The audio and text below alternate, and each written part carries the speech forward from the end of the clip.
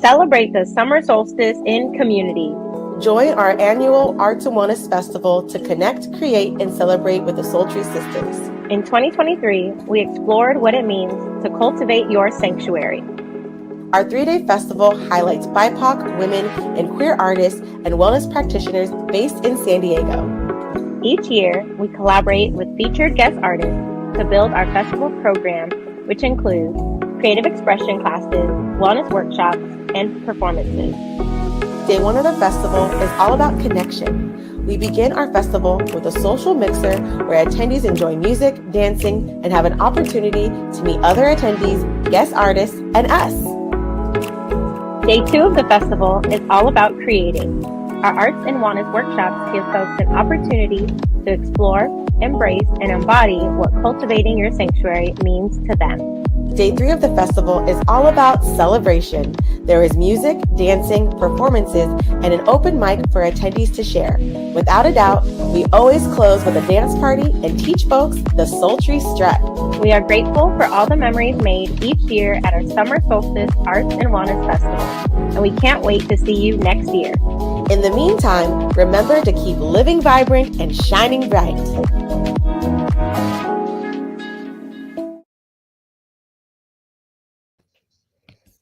Hey, hey, hey. It's Wednesday. Welcome to our Sultry Sisters Bayan Book Club. If you're new here, we are an arts and wellness collective based in San Diego and DC. And one of the things we love to do is heal in community. And part of that is reading books together. We are on what week, Tony, of this? 11. So it's the second to last. Next week is our last week. It's the second to last, y'all. I can't believe it. So we'll be diving into our reflections of week 11. But before that, we want to check in with y'all. Let us know where you're tuning in from and what you are sipping on. Yes. So I'm in the DC area, and I am sipping on my red tart cherry juice that I put in my wine glass. Love, love, love. I'm sipping on some agua, not fresca, but just some agua. I wish it was some agua fresca. And so some H2O. And I am tuning in from Oceanside, California. I just got back. So Sultry Sisters hosted our first soul care workshop at the North County San Diego LGBTQ Resource Center in Oceanside. We're working with the Youth Project. So we led a teen-centered workshop. So that was really fun. That's why I'm a few minutes late, but we got lots of other things going on. So we want to share some announcements of some in-person happenings here in San Diego. Would you like to take it away, Tony? Yeah. So first we have tomorrow is actually, we're going to be live here on StreamYard so we can answer y'all's questions about the festival. So we'll share about like the theme, how to get tickets, if you want to volunteer, those kinds of things. So not same time. It will be at 4 p.m. California time and 7 p.m. Eastern time. To just share a little bit more about the festival. So if you're interested in learning more, or if you know someone who's like on the fence of coming, and they can join us live, and then the replay will just be up on our YouTube channel. And then for our festival, we do have a BOGO sale right now. So if you buy one ticket, you can bring a friend for free. And this ends on the 7th with this Saturday. So get your tickets now. We can put in the comments the link. I'll put it now. And while Tony's putting the link, speaking of June 7th, we're excited to announce that we are participating in Pride by the Beach. That's going to be happening in downtown Oceanside. We have a booth where we will be having a community altar honoring our queer ancestors, past, present, and future. So definitely stop by to say hello. We're also going to have our Live Vibrant, Shine Bright Pride tees there. We'll also be doing some Soul Groovin'. We're going to have some dance along opportunities. It's going to be happening at the mobile DJ stage location. We have times at 1:30, 2:30, 3:30, and then 5:30 at the main stage. You know, we love to celebrate while we move and groove. So we are looking forward to connecting, creating, and celebrating Pride Month with you in our hometown of Oceanside. Yes, and so with the festival, we're only 16 days away, y'all. So Oh just a little over 2 weeks. And y'all will be celebrating the summer season with us. I can't believe it. It's crazy, but we'll talk more about it tomorrow. But yeah, we're looking forward to it. So you can still get your tickets. No more early birds, so you won't get exclusive merch with the ticket, but you can still get your tickets. We have sliding scale. We have volunteer opportunities. We have a scholarship, and then we also have a community artist grant. So there essentially is no excuse if you can't come, because we have many ways to make it accessible for you all. And there's like really awesome programming for the whole weekend, which tomorrow we'll talk more about, like all the artists we're collaborating with, how it relates to the theme, and what to expect. So very, very fun things happening.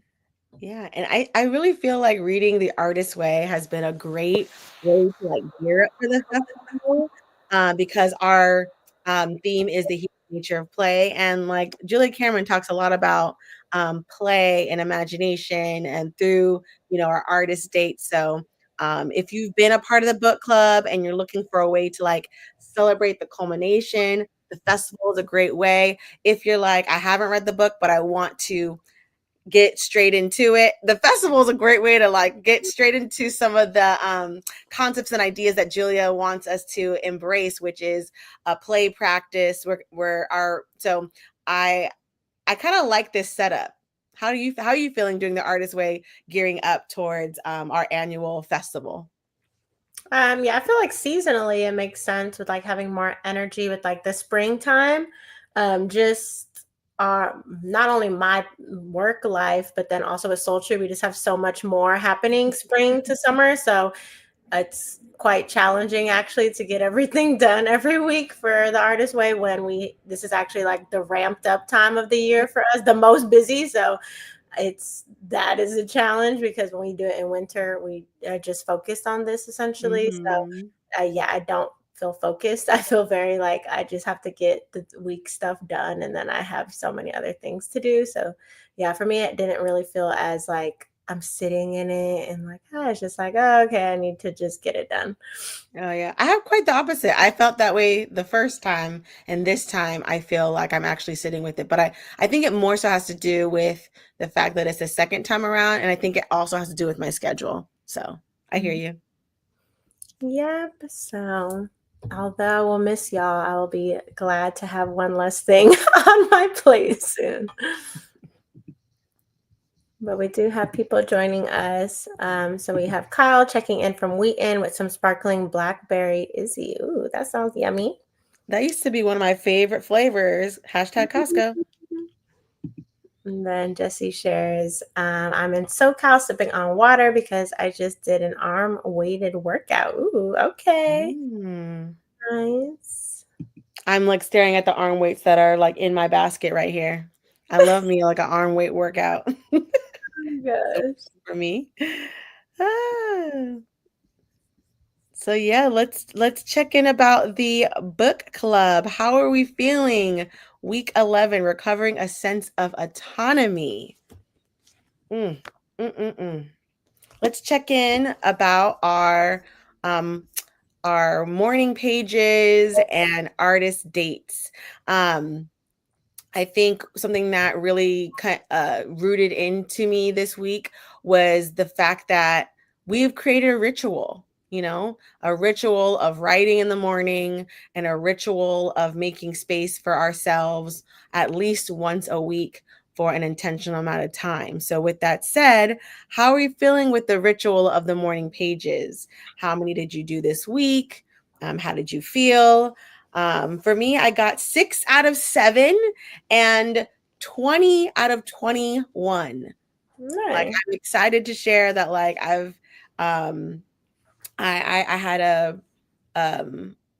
a pretty consistent practice of writing in the morning pages. I just missed on Tuesday because that's the day that I start teaching at 8:30. So I realize it really is a schedule thing for me when I do have time in the morning, like meaning like at least 3 hours before I need to start work. That's when I have an easeful way of stepping into the morning pages. And the times when I was like still working in school, that's when it was more happening. My writing pages were happening whenever I could get them in. So, but I would say after this week, I do feel differently now having the capacity to do it in the morning. I do feel the difference.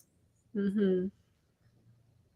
Yeah, I did 4 out of 7 days, and then some days were like less pages, and then some days were like over 3. One day I think I had like 5 or 6 pages or something. So it was just like depending on what I was feeling like writing, I guess. But yeah, my schedule is the same, so I have to do them on the train. So yeah, always challenging. Yeah, let us know in the comments if schedule does affect your writing schedule. Are you do you notice that affects your ability to get to your ritual of writing? Jessie shares, I did 6 out of 7 also. I didn't always get all the pages, but it felt good to do a little rather than feeling like it had to be all or nothing. Yes. Yes, I feel like this practice has helped me a lot with that. Yes, allowing ourselves to be in the gray, not black and white. And then Katie shares, still enjoying the journaling and hope I keep doing that. For my artist date, I signed up for an art class for the next 5 weeks. So I'm happy to be a student and not the teacher. Oh, I love that. What kind of art class, Katie? And what a wonderful way like to continue like accountability, because I was talking to Tony about like how am I going to keep this momentum up, and I think signing up for a class is definitely a route to go. Yeah, that goes into like one of the tasks of the week. But we'll first check in on how was your artist date this week? My artist, I had several artist dates. One of the things I was able to do this week was to tap back into my walking practice. Some of the walking, I was like talking to friends, but one of my walks I was able to do on my own, and like just with myself and with music, of course. And yeah, so that was especially like with this chapter talking about movement and walking and the zen of sports we'll get into later. It felt good to do a simple like a simple artist date, because I tended for this whole course of this round of artist dates to go to a lot of shows, but to have a lot of like space in my artist date, I noticed like that was a really I really was nice. And then you can kind of see over here, I was able to reset my altar. I have two. We have a family altar in like our family room, and then this is my personal altar. So I spent some time like resetting it, moving some things around. I redid my crystal grid, and I put like new pictures in place. So it felt really good to like give that corner some new energy. Nice. Oh, and then Katie answers the class is cyanotype. Oh, awesome. Kyle shares 5 out of 7 this week. Nice. And then Jessie shares, I painted a cover for one of my zines. It was really fun, even though I didn't feel like I knew what I was doing. I just got to enjoy creating art. Yes, I love that. I feel like Julia Cameron would be like, that's exactly what she wants you to do, which is lovely. I think my artist date this week was taking myself to a swap, which was nice. I got to see a friend who coordinates that swap, and found some cute pieces. So that was nice. Lovely. Did anyone have any issues this week that you consider significant for your recovery? I think I said this before. Like, I think what's significant is having time and having routine. I think what's important for my recovery is not just having a routine where I do the same thing, but having a routine of like having a consistent space of nothing so I could be creative with what I do at that time. I think I'm really interested in exploring, like, not necessarily having an overscheduled, because that's the problem. Like, my life is too overscheduled. But knowing that about myself, that my life is scheduled, how can I just like have scheduled space where it's like, that's the time I get to do whatever I want to do creatively, whether that's a nap or a walk. I'd like to try to hold on to something like that, because I feel like that's going to be significant in my ability to keep this energy. Mm-hmm. Yeah, I think that's also why I don't know why she chose exactly 12 weeks, but people always have different kind of data points on how long it takes to like establish a habit and like a new routine. So it probably is around that many days that we did. Yeah, so hopefully the habits we started forming with the morning pages, artist dates, and just being really like intentional, hopefully it lasts. We're able to 90 days. sustain it. Because last year I feel like I took the stuff with me. I was journaling. I mean, off and on. It wasn't every single day stream of consciousness, but I still had a journaling practice that was quite consistent all the way up until we started again. So I do feel like there is power in like doing it so consistently that like then your body, similar to like what Katie and many people have mentioned every week, like you like notice when you don't do it, so then it brings you back to the practice because you're like, oh wait, I know what will help me, and so you come back to it. Yeah, definitely.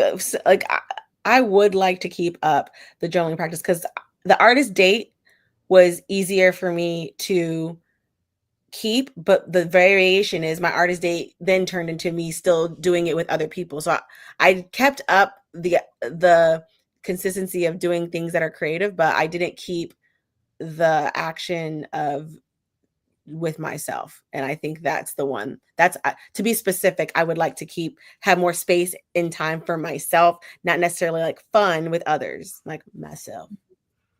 Yeah, that makes sense. Yeah, I would say I don't know if anything specific came up this week about being like significant for my recovery. I mean, I feel like it's very similar every week of just like, self-reflection and stuff like this, which we'll probably get into.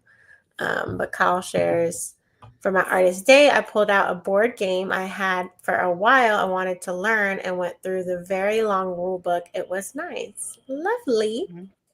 And that's what I think helps with having just this dedicated time to do whatever, right? It could be big, like going to an event. It could be as small as staying home, taking a nap, or even like Kyle did, like a board game. Is that like, I think that's what I'm learning throughout, or being reminded of, because we learned it last year reading it, but being reminded of like, we have more time than we think, especially this digital age and everything being so accessible on our phones, and we're just like over bombarded with like news and then apps and then invitations, notifications, text messages. So I think the artist date I'm being reminded of is that like sacred time of like, not being on your phone, being intentional with yourself, having space, like you said, to just be, and it doesn't have to look like anything. So I think that's what's for me is like I'm being reminded of like, oh yeah, like that's the sacredness of it, and that's what's special when we do keep up with it outside of this, that like we can continue to have this. But yeah, be proud of yourselves, y'all. We got to 11 out of 12. Okay. The 6 of y'all joining on live right now. I'm sure there's more of you who watch. The 3 of you on Instagram.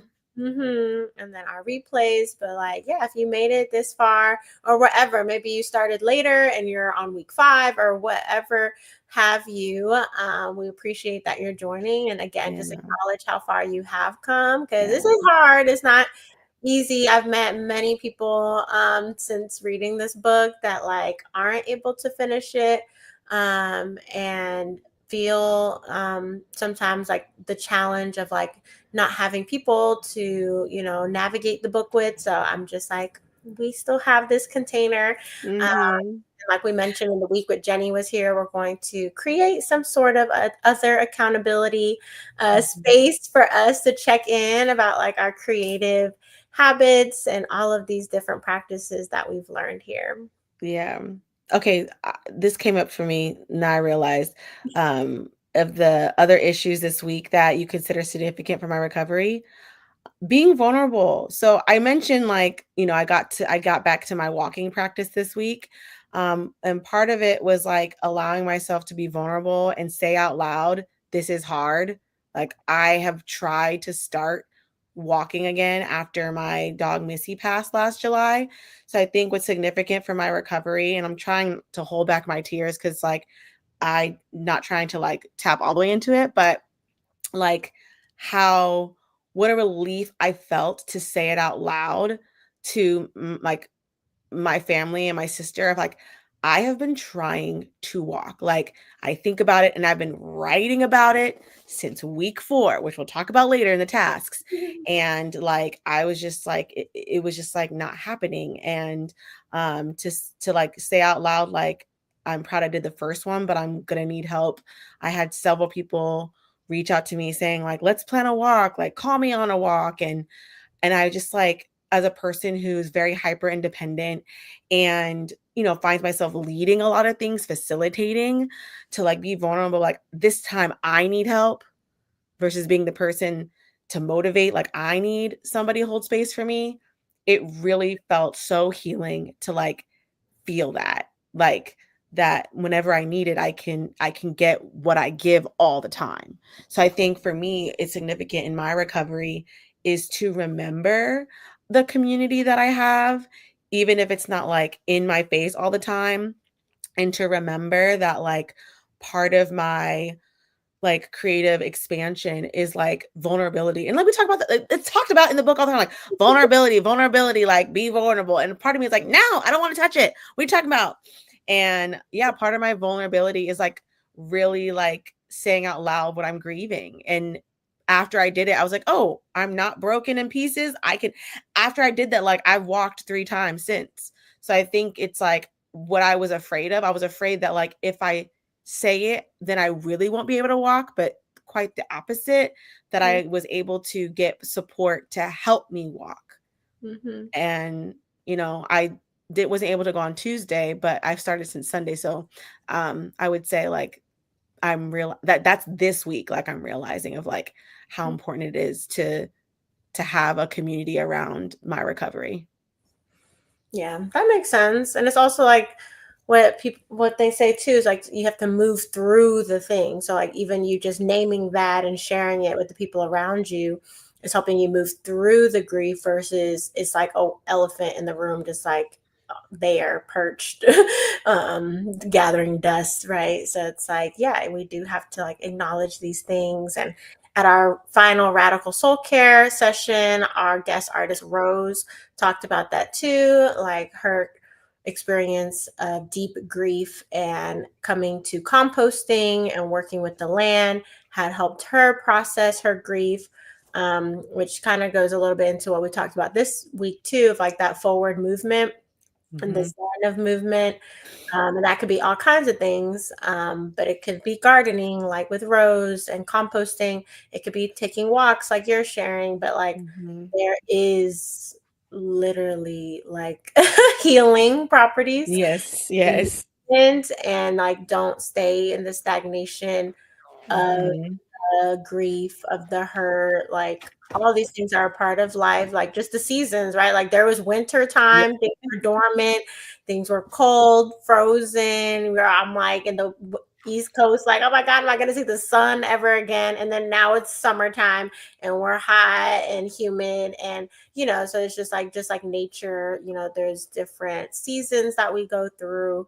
But we have to go through it, right? Like if the earth wanted to stay in winter time, then like we would all be dead, like to let the things pass to then come back. And I think that's the beauty of nature that reminds me of that. And I think that's what we touch on this week, of like coming back to those practices that help us move through these heavier feelings, big feelings, because they're gonna come, especially as artists, where we tend to be more in tune with our emotions and feel deep things.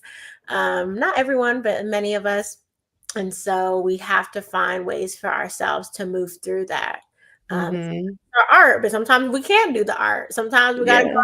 outside. Sometimes we got to shake our ass. There's different things we got to do Yeah. at different times. Yeah. Yeah. Art is like another process of moving forward for sure. Sunny shares on Instagram, grief comes in waves, so we grab our surfboards together. Yes. Oh, I love that. Mm-hmm. Heart, love. Mm-hmm. Shall we get into the chapter? Mm-hmm. Recovering a sense of autonomy. I'm going to read the little blurb on the side. It goes, this week we focus on our artistic autonomy. We examine the ongoing ways in which we must nurture and accept ourselves as artists. We explore the behaviors that can strengthen our spiritual base and therefore our creative power. We take a special look at the ways in which success must be handled in order that we not sabotage our freedom. Mm-mm-mm.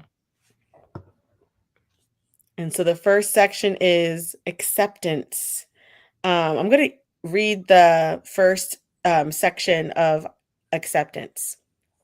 Mm-hmm. I am an artist. As an artist, I may need a different mix of stability and flow from other people. I may find that a 9 to 5 job steadies me and leaves me freer to create. Or I may find that a 9 to 5 drains me of energy and leaves me unable to create. I must experiment with what works for me. I really appreciated that. Like, because I was like, acceptance, what do you mean by that?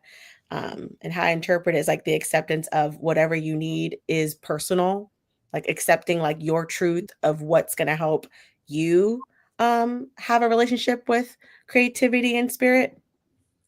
Yeah. And it reminded me of like, it's not only up to you, but it can ebb and flow in your journey. When I Mm-hmm. read this book last year, both times I've had 9 to 5 full-time salary jobs, but last year I had more flexibility in my full-time job. It was a lot more stressful emotionally, mentally, but it just was a different experience than now reading this book in a job that's technically more creative, actually. I create things technically every day and I oversee creative things every day, but I feel 100 times more drained and less energy.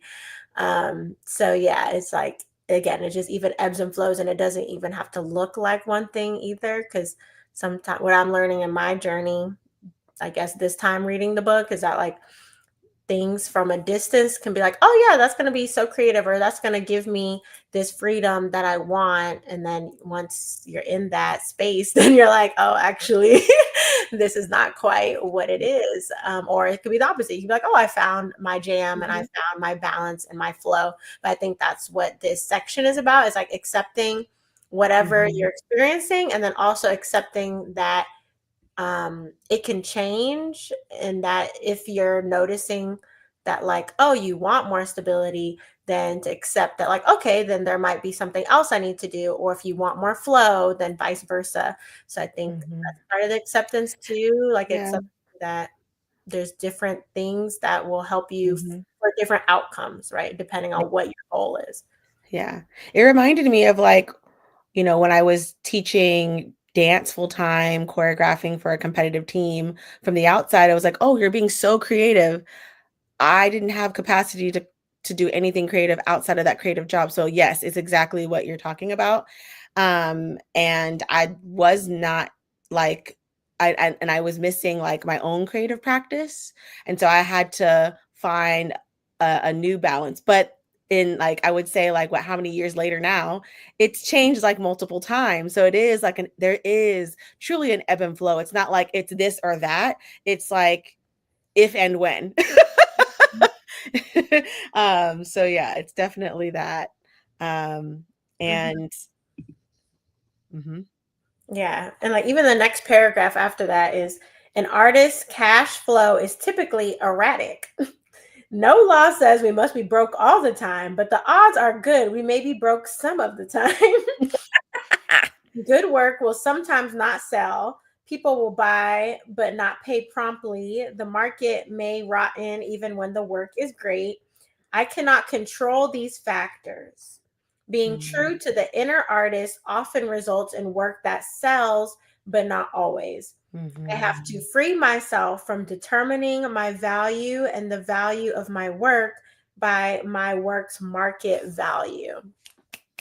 Yes, snaps to that. And I felt like that was really helpful too, especially even right now when I think many of us are either hearing things online or the news about the economy and money, or experiencing things in our lives that are changing in regards to money or finances.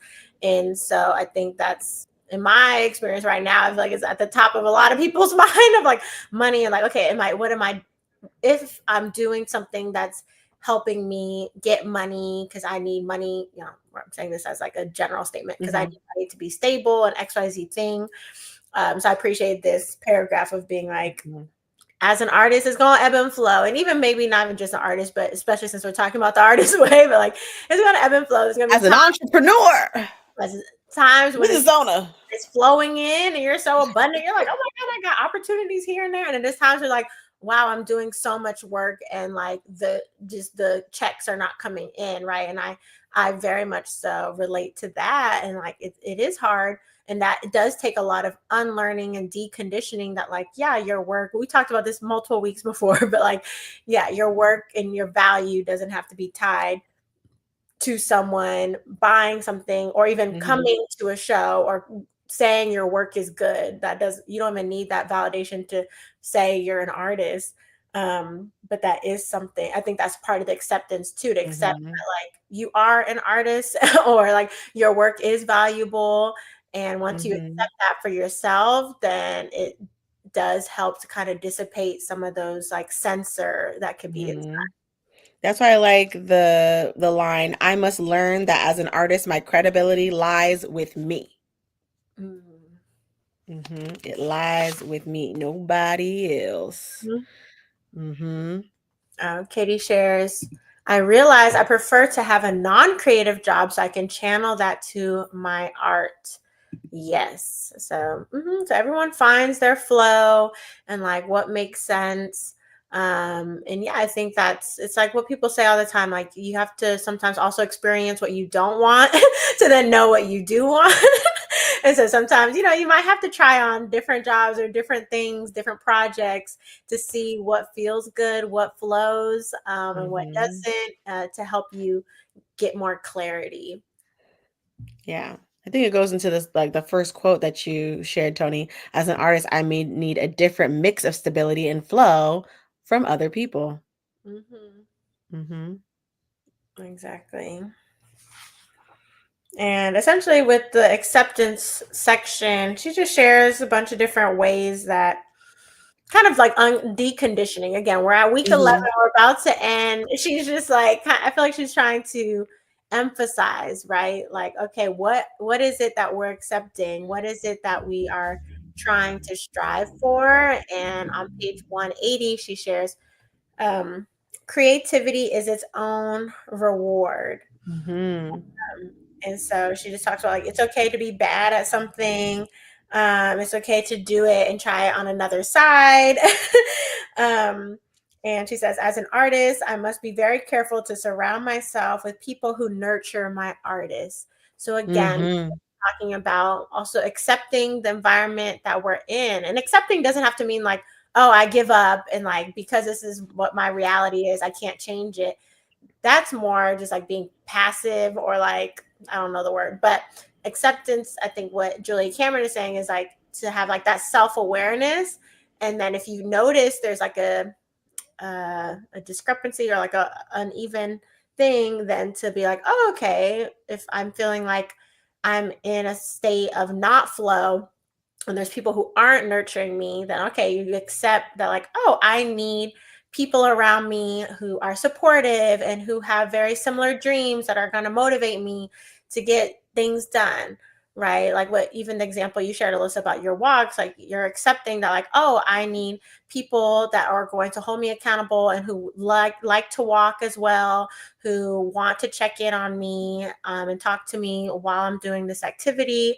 And I think that's what she means by the acceptance, because I think sometimes in society, acceptance can get a bad connotation of like then you give up, but it's like no, that's not acceptance. It's like she means acceptance and like then now Yeah, what? and I think it's like acceptance versus expectations. I think a lot of this is also, like you said, like a deprogramming of like acceptance is not setting an expectation for yourself that you accept.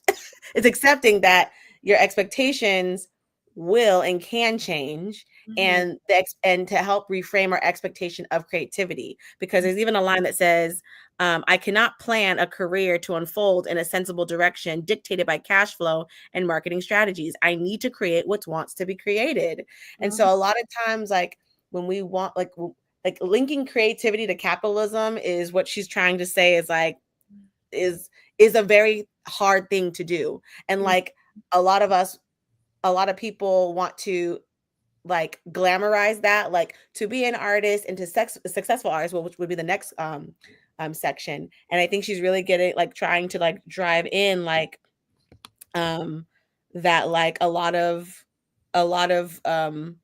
what we stand to gain from creativity is a spiritual connection, is the ritual, is the rest, the rest aspects of it, the openness. It's like there's intangible, but at the same time it's worth a lot, Mhm.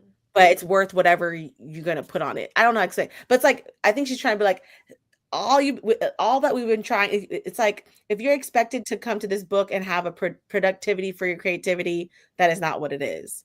Like, so that acceptance is more so going to be you deciding how this applies to you. Like it's literally just saying it's in your hands. We're getting close to the end, so how you want to tie this in a bow is going to be up to you. If you decided it's only this, well then there you go. So she's really like relinquishing the need to for it to be like specifically something. It could be many things. Mhm. Yeah, and I feel like she's also kind of having us now my thought is leaving me. Go I ahead. I, I loved how she talked about like friendships, um accepting that certain friendships are going to kick off our artistic. um I also like the line, to a large degree to a large degree my life is my art, and when it gets dull so does my work. So it's like that connection of like using art to also be a mirror of like our alignment in life. So I think, accepting that, you know, these rituals that we are creating for ourselves can be ways for us to um check in and be more like connected. Mhm. Yeah. Oh, my thought. I remember now. So, with acceptance too, just as a theme, I also think it's like going back to week one of like accepting that we are artists, we are creative, just like by being, Mm, by breathing, like we don't have to produce anything and then any more in our life, and we're still an artist, and we still can claim that and mhm, identity for ourselves because we are made from creator. Um, so we are creative innately and naturally in ourselves. So I think that's the part of the acceptance too, of like, okay, now we got to week 11. Like, again, even if you haven't been producing art, or if you haven't felt, if you still have a lot of internal work you're doing, she's like, it's okay. Like, you still are an artist. Like, you don't have to be the most confident, self-assured, all these things to be like, okay, you are an artist. Like, that's not the point of this book. She's just like, it don't matter, you can have all this stuff and still be figuring it out, still be not really good at it, still not only do it 2 days a week, and you still are an artist, and that's okay. Um, and that's what I was sharing with someone this weekend. I was sharing about the book, and I was like, yeah, one of the biggest takeaways I got last year was just like, yeah, kind of just unapologetically really identifying as a big A artist. Because for then some years I'd say like, oh, creative, or, all these different words people use these days. But now I'm like, oh, yeah, an artist. And I feel fine saying that. mhm, I think if you come to the end of the book and you are kind of still questioning, like, so what did I get from it? I'm hoping that, through the reflection exercises that we do each week, so all the tasks, that if you look through those, then maybe you'll see the change, which she kind of has us do this week, but you'll kind of see like, oh, okay, maybe my perspective has shifted, or maybe I feel more open and vulnerable about sharing with people my ideas. Maybe I feel more comfortable doing stuff by myself where I get inspiration. And even those things that anxiety can seem like not that much, still really big for our journey. Yeah, and I think also the theme of acceptance, maybe coming to terms like being creative is more about the process than the product. Like, and Sunny shares a question on Instagram. Can part of the creativity be trying to figure out how we stir away from capitalism, community art, barter systems, or think about how art can offset capitalism? Absolutely.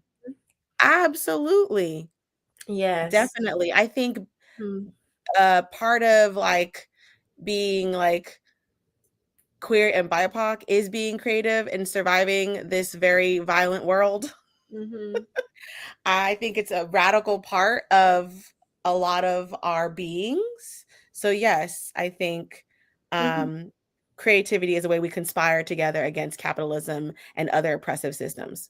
Yeah. Absolutely. Which goes into one of the quotes from this week. So as an artist, I don't need to be rich, but I do need to be richly supported.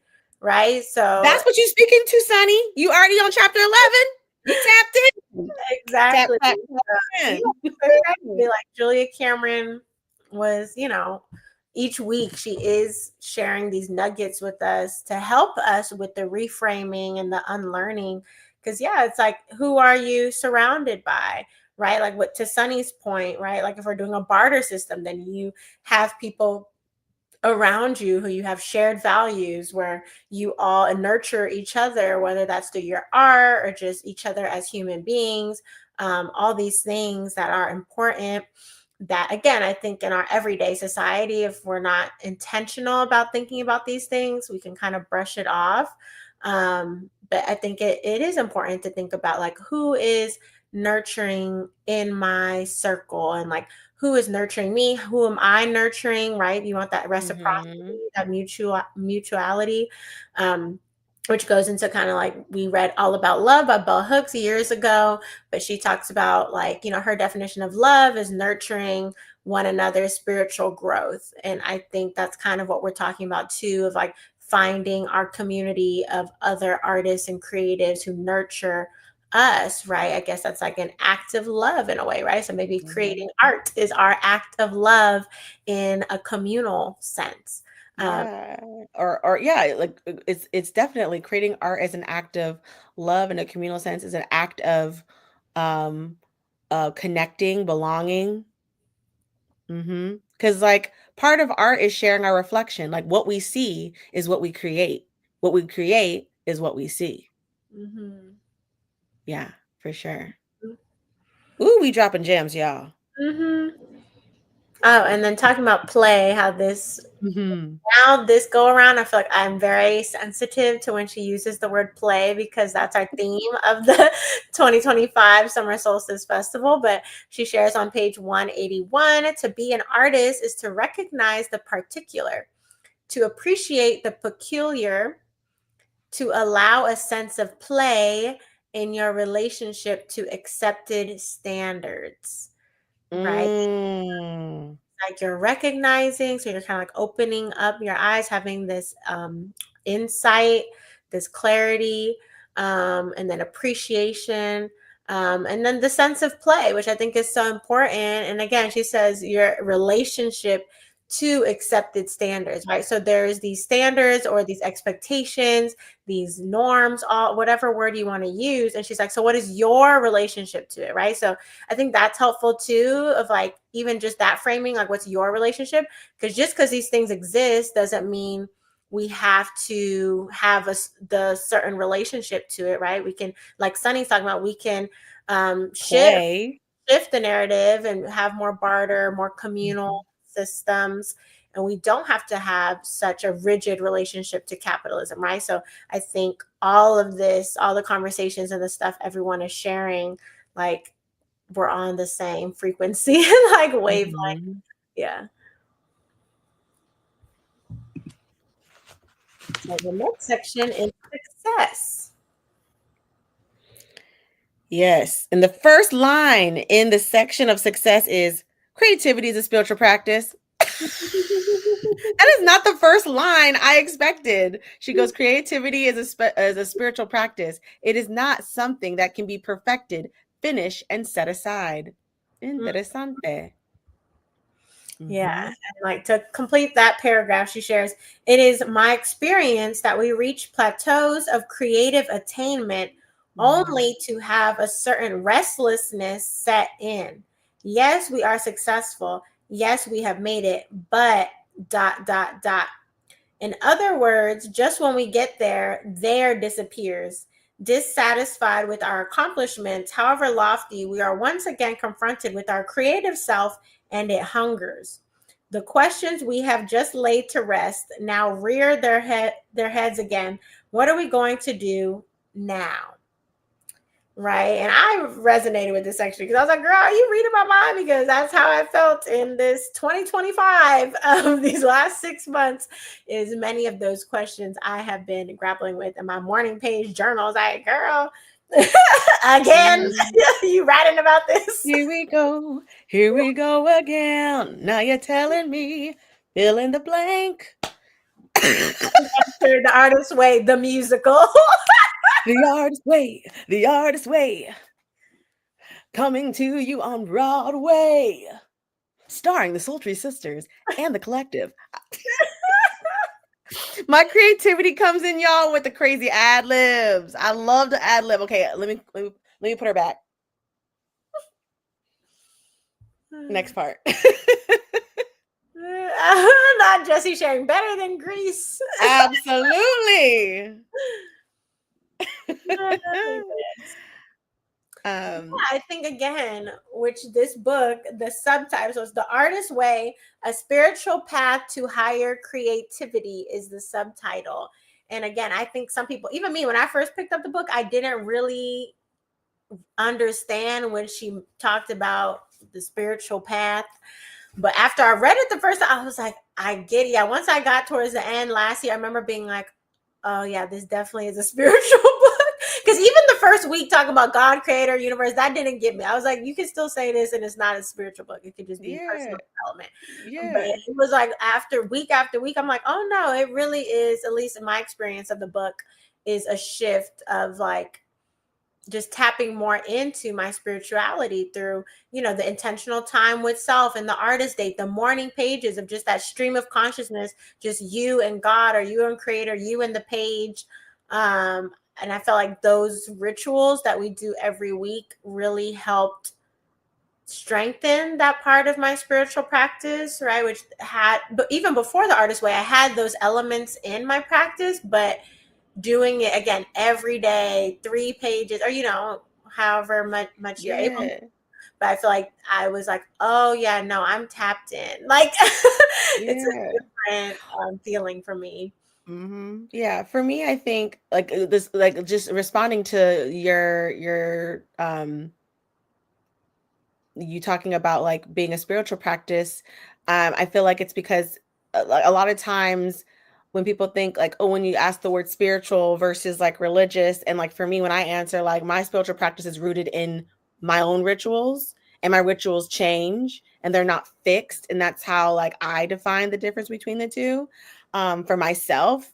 And what I appreciate about this book is how like creative ritual is rooted in the personal, and it's also rooted in the communal, but like it's, for me, I like the thought of it being, because it kind of reflects like how I feel about my spiritual practice, or it's at least clarified my relationship to my spiritual practice as, oh, it's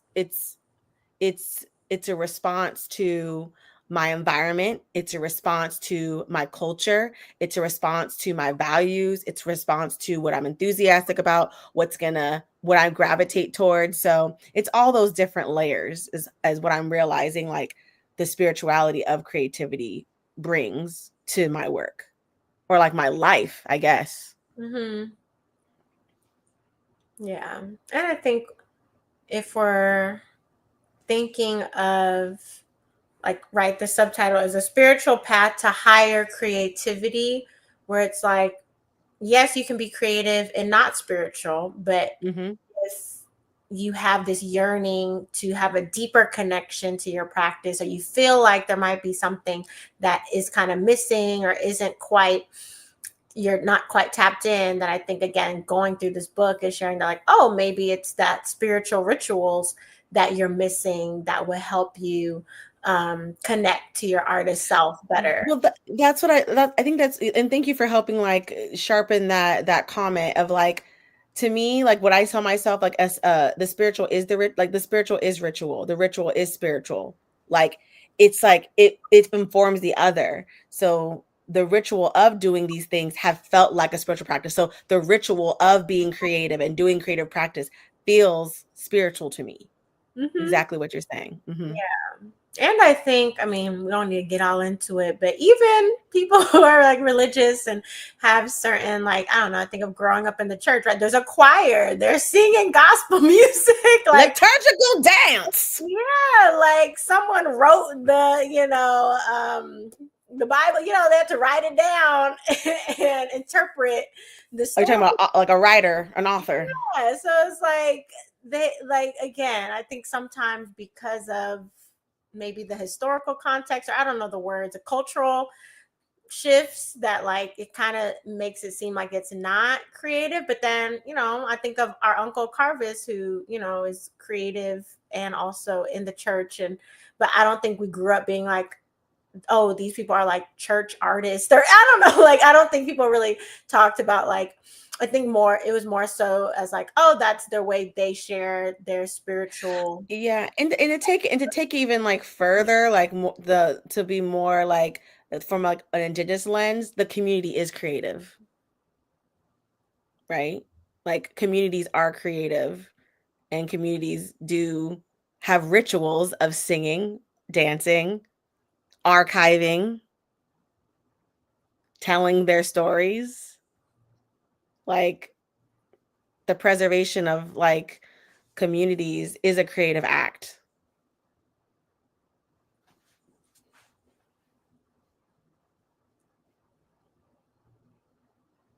Mm-hmm.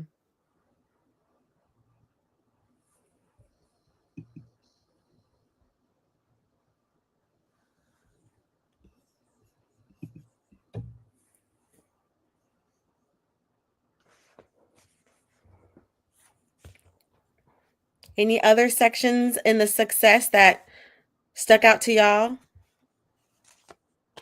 It for sure hit me when she said creativity is not a business, although it may generate much business. Mm-hmm.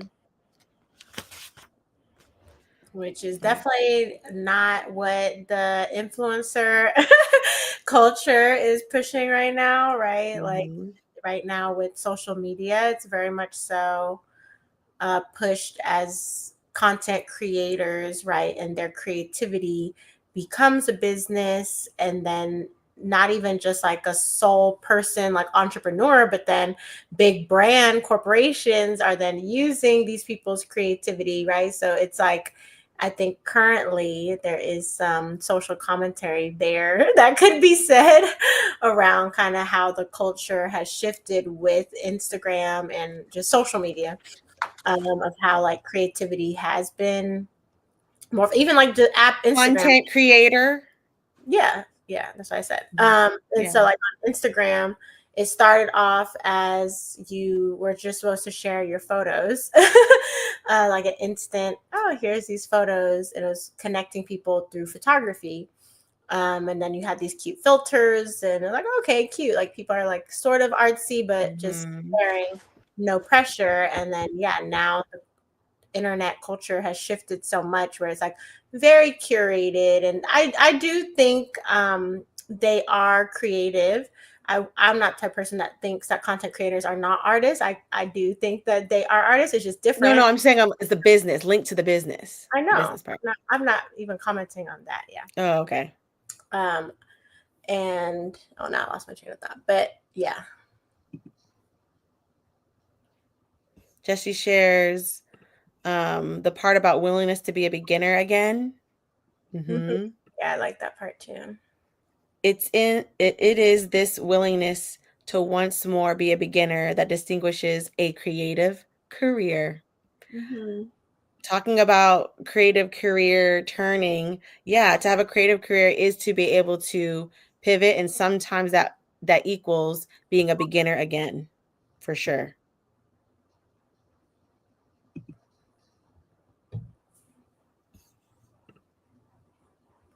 Yeah, and I think when we're talking about success, that's what makes someone successful, right? Like each person can define success on their own terms, but if you're able to begin again and do a new venture or try something new, put yourself out there, like that's gonna have that sustained success versus like a one-hit wonder type of thing, right? Hmm. I think going back to what you were saying about like social media is like how, like when it comes to that, is how um commercial work commercialization of is the commercialization of the artist. That's what has happened. Like you said, the app used to be a place where people just for funsies shared their food and stuff, but the commercialization of the artist is kind of what you were like Mm-hmm. like getting to. That is kind of what has like changed that dynamic of creativity being not a business. Mm-hmm.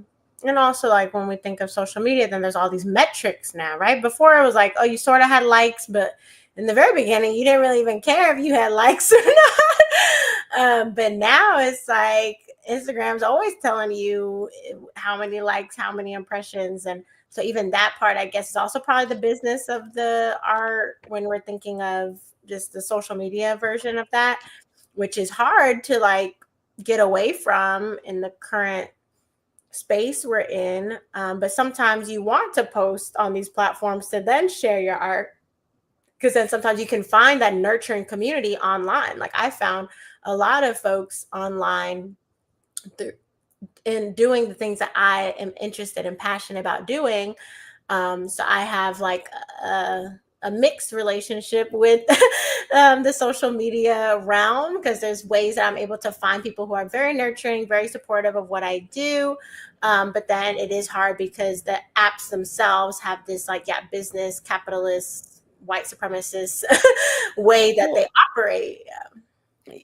and like I think also what I'm getting from this quote too is that sometimes as a creative we may tell ourselves we aren't creative because we weren't able to generate business from our creativity. And I think that's like what she's speaking to too, because I think that's I witnessed that in myself. It's like I have tend like in my career as a creative, I have tend to lean more towards being more creative in my skill set that has been able to get me like a check and a job.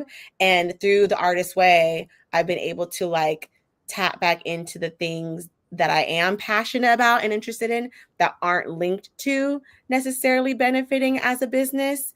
And I realize there's the benefit to both. And I think she talks like about that. She goes, on page 184.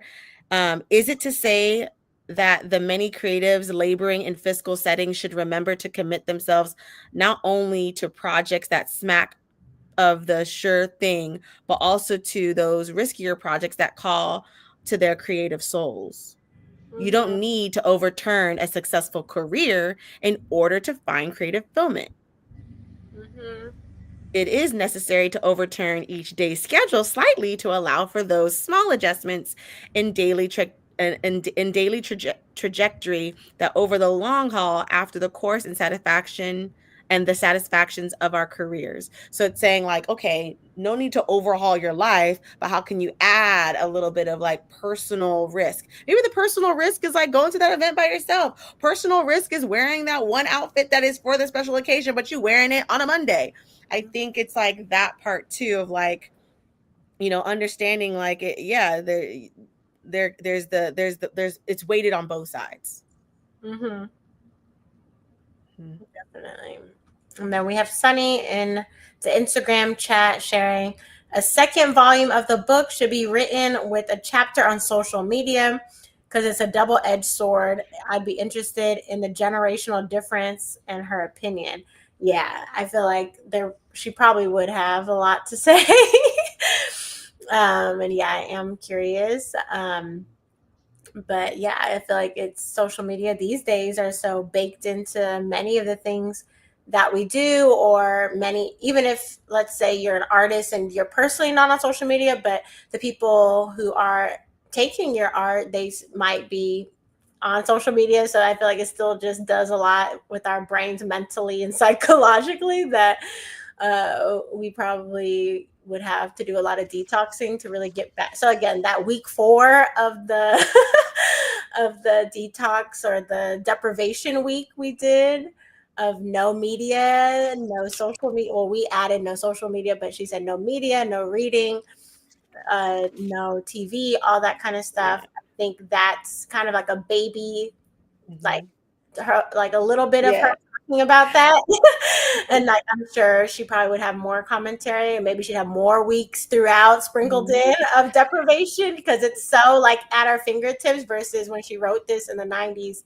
It, even though there was technology and TV and books and all this media, it still wasn't as like inundated in our 24/7 lives as it is now, right? It's just Yeah.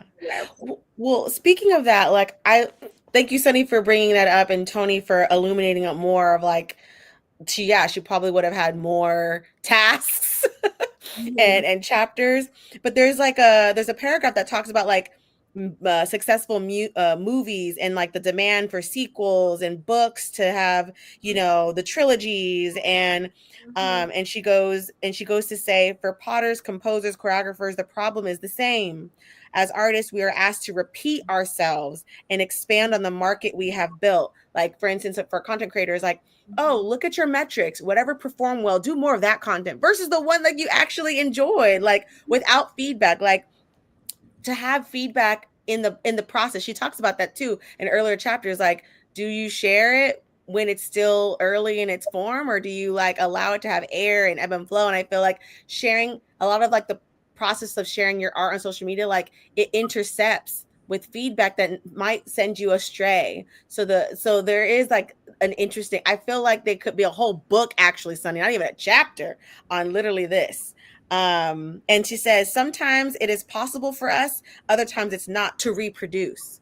Because like sometimes when it's successful, you actually don't really feel the like fulfillment. You're like, that was done. Like that was a cute project. I'm ready for the next. But then the people want this. The people want to pay for this, and I think that's interesting. But she's framing it in movies, which she's a filmmaker, so it makes sense. But yeah. Yeah, like one of my favorite artists, Christina Martinez, she talks about how her her prints, even though she does do prints, she does limited prints.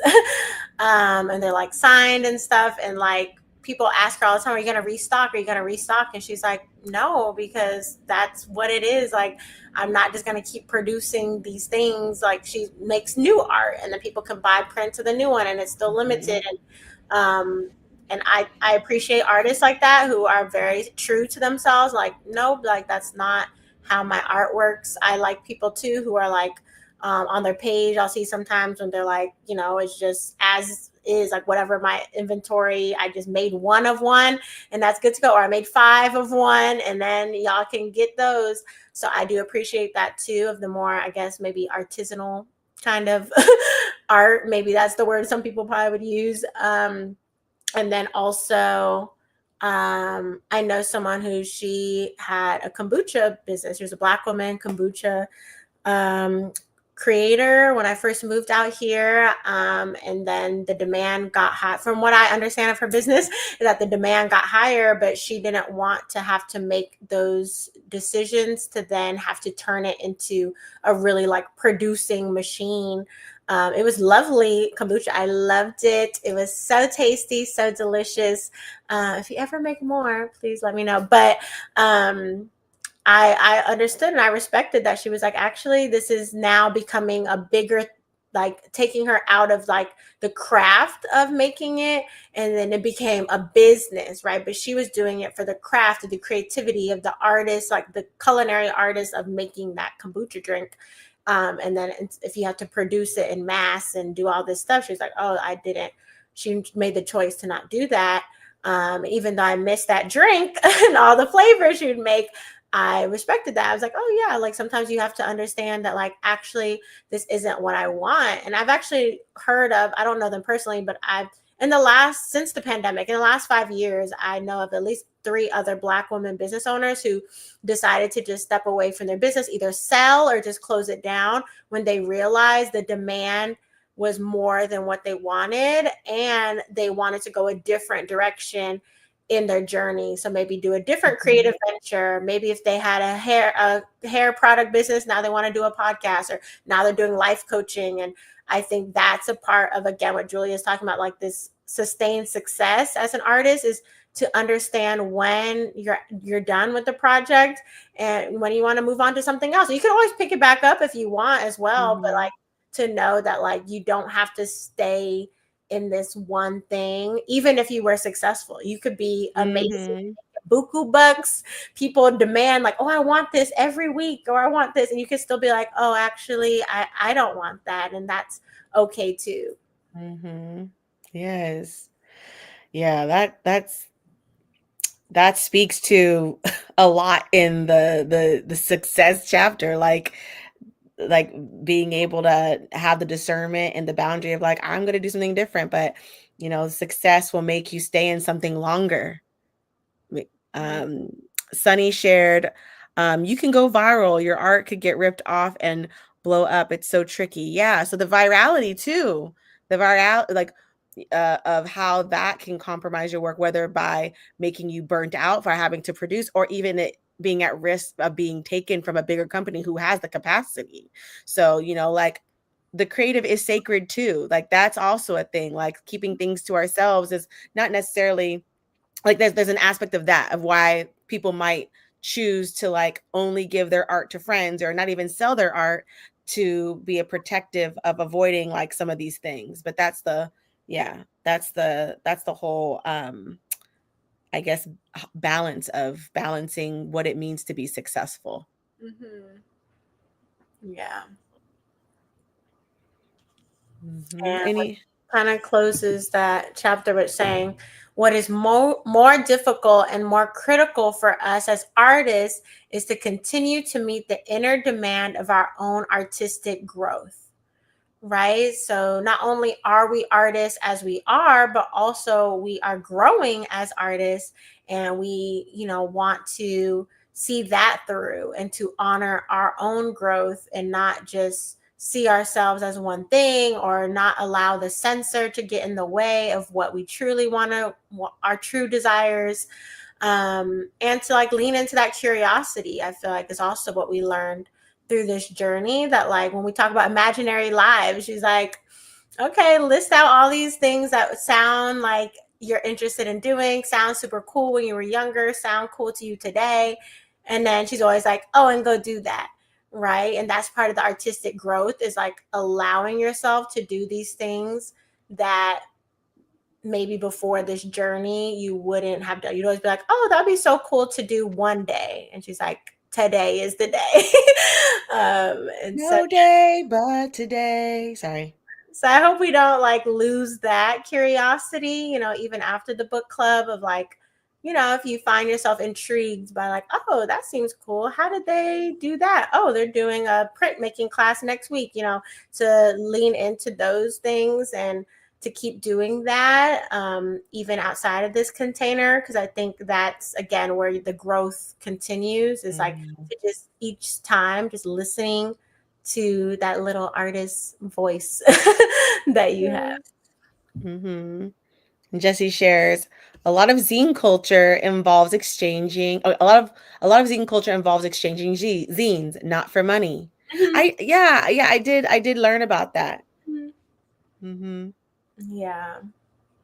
So again, it's like there's folks doing these things outside of the white supremacist capitalist Factors.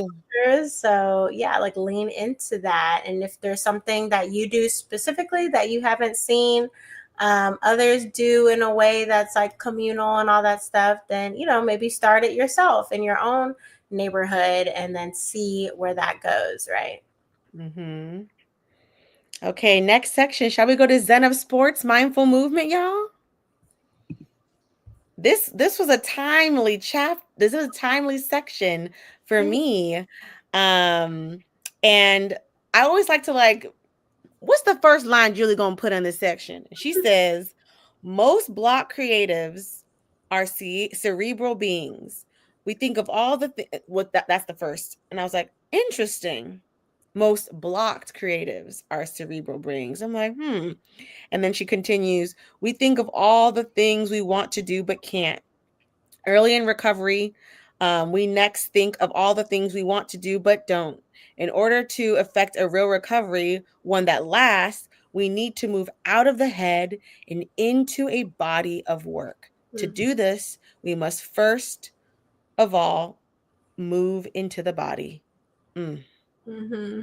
I was like, say more, and yeah.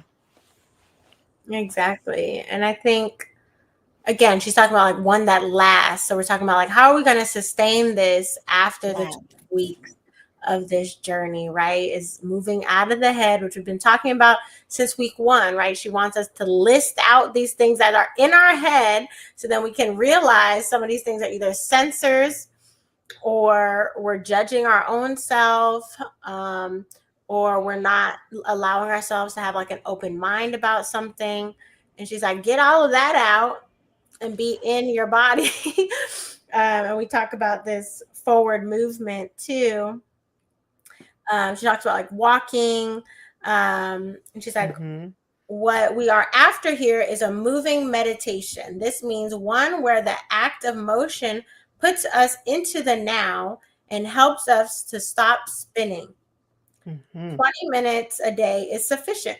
The object is to stretch your mind more than your body. So there doesn't need to be an emphasis on fitness, although eventual fitness is likely a result. She said the goal is to connect to a world outside of us, to lose the obsessive self-focus of self-exploration and simply explore. And I love that, which I think that also distinguishes why, again, her book, I would say it is personal development and self-development, but it also, again, is also about like spiritual development and like creativity. Because I feel like sometimes the self-help personal development books are like, yeah, very in your head about like therapizing yourself, thinking about all the things that you want to improve on, making a goal for the next 5 years. It's like, and sometimes, again, that's just too heady. And I think what Julia is trying to remind us is like, sometimes you just need to go outside, walk, garden. She talks about someone who did running a lot, Swimming, like whatever it is, just practice that helps you get into that meditative state that has like this motion that then helps you find that flow that we talked about a couple weeks ago, like that river, right? Finding our river, finding our flow. So whatever that activity is for you, or you can try a new one. I know there's different times in my journey where sometimes running feels good, sometimes walking feels good, sometimes now I'm on my pole for pole class. And it's okay for it to change. And so, just whatever helps you feel like you're going forward. No, that like reading this on what is it, Thursday morning? Oh, not reading. I listened to it Thursday morning. I feel like this chapter kind of preset me wanting to start my walking practice on June 1st. Like I was like, all right, there's a lot of layers of like how this is aligned. It's a new month. You have in its Artist Way chapter and you got the time. So I was like, it was divine alignment to like do this. And I like the fact that it's like she's emphasizing like it's not about as a person who works as like a Pilates practitioner and I lead group fitness and stuff like that, like it's easy to think like, oh, that counts. No, this is totally different. Like going for a walk is not about the steps. It's not about the like anything to do with like fitness. Of course, she says like it can be a result, like a product of it, but I really do feel more of the mental opening and emotional way of like being able to work through some of my harder emotions, like just going like emotion forward. I think that's what I'm understanding as a person who uses movement to communicate. I'm realizing that um movement of like just walking is a way I'm things are communicating to me. Mhm. That makes sense. So I'm definitely getting to that point. How do y'all feel about this um, invitation or this framework of movement not being about or walking and running and swimming, not being about the exercise, but being about the forward movement? Mhm. Yeah, Is Jesse it? says it feels almost like a meditation. Exactly. So it's movement meditation. And I feel like many of us, even when I think of like athletes when they do interviews, I think a lot of people do talk about the meditative like result of movement and doing these practices, but I think it just somehow it just gets brushed off. But um just yeah, reading this chapter, I was like, yeah, I feel like I hear a lot of people talk about that's why they like doing X example of movement. Like, oh, like people who run, they tend to be like, oh, when I'm running, I don't think about anything else. Like all the chatter in my mind goes away and I feel just so present in the now moment. And what they're talking about is what Julia's talking about, like the Yeah. forward movement. The connecting with self, connecting with others, right? And then I also like doing these practices, like whether it's walking, running, those things outside. Because I guess you could do it on a treadmill, but for me, I really prefer outside because then I get to see nature. So I'll see a flower blooming, Mm-hmm.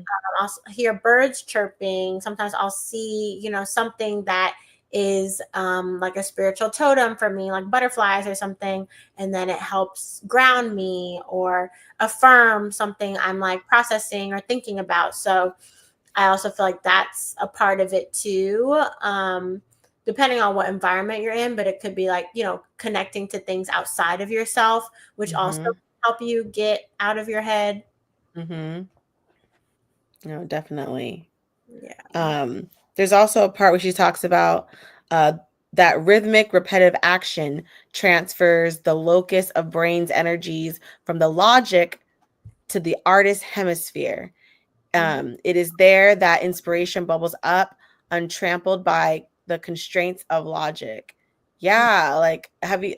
And she talks about how some people were saying in the chapter that like it leads to like problem solving.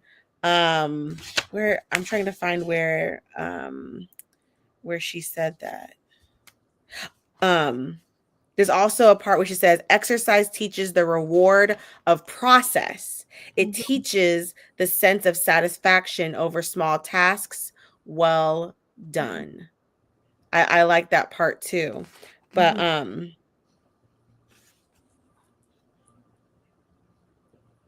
even like just sharing how like the action like I guess physiologically is Mhm. helping to um problem solve. Yeah, there's definitely scientific research on that. Organic Olivia, she's a herbalist and like a wellness practitioner. She has shared different articles on that in the past of like literally the scientific benefits of forward movement. So that could be walking, jogging, riding a bike, many different things. But there literally is like it helps when you Mhm. process things and mentally, emotionally, all of that. And Julia talks about how she says on page 187, um, so different things we will mistrust our personal strength, but Mm. rather than scotch a creative project when it frustrates us, then we learn to move through the difficulty. So similar to what we were talking about earlier with grief, like we have to move through that again, this forward motion through this meditative practices helps us move through this difficulty, right? So I know that I used to be a lot more like vigilant about this, but like if I was having like a rough day or something, I'm like, okay, I gotta go on a walk. And like then that forward movement would help either make me realize maybe that problem wasn't as big as I thought it was, or maybe I don't need to resolve it today and let me just listen to these birds chirping outside. Mm-hmm. The forward movement definitely has been a part of my healing journey and like a tool that I come to often when it feels like maybe I feel like I'm stuck or frustrated or disappointed, just like, you know, those feelings that sometimes it's hard to process, like this talking about it or whatever. Like movement for me helps process that. And then even in the pandemic, I just like put music on in my room and then just dance until I was sweating. Uh, or if I was crying, I would literally put music, booty shaking music on while I was Mm-hmm. crying until a smile came onto my face, y'all. And it worked. It worked. Okay. but um, but yeah, I think again, just throughout each week, we're just being reminded of the different types of practices that we can add to our tool belt or be reminded that we can go back to. Because, yeah, a lot of these things, it's not rocket science, right? A lot of us already walk, we already do some sort of, Mm-hmm. but it's just that reminder of like, oh, okay, I can go to this tool when I'm feeling stuck, when maybe I'm doing a creative project and maybe something's happening with the project that's throwing the deadlines off or something, and you're like feeling real frustrated, then this Mm-hmm. is a tool that you can come back to. So again, it's like, I think that's the point of this whole book. It's like, it's not that she's selling a crazy get rich or get creative quick scheme. She's like, no, it's about the little moments that you do intentionally with yourself in a consistent way. And that's how you're going to build that creative, I don't want to say muscle, but I guess I'll say muscle for lack of better words, but Yeah. build your creativity. Mm-hmm. I mean, it kind of makes me think of like the last part of um the section. She Mhm. goes, um, um, she's talking about exercise. Seemingly without effort, our answers will come while we swim or stride, step and stride, ride or run. By definition, this is one of the fruits of exercise. Exercise, an act of bringing into play. We like that word, or realizing in action. So that's Mhm. exactly what you're speaking to, Tony. Mhm. Hmm. Yeah, the act of bringing into play. I like that. Mhm.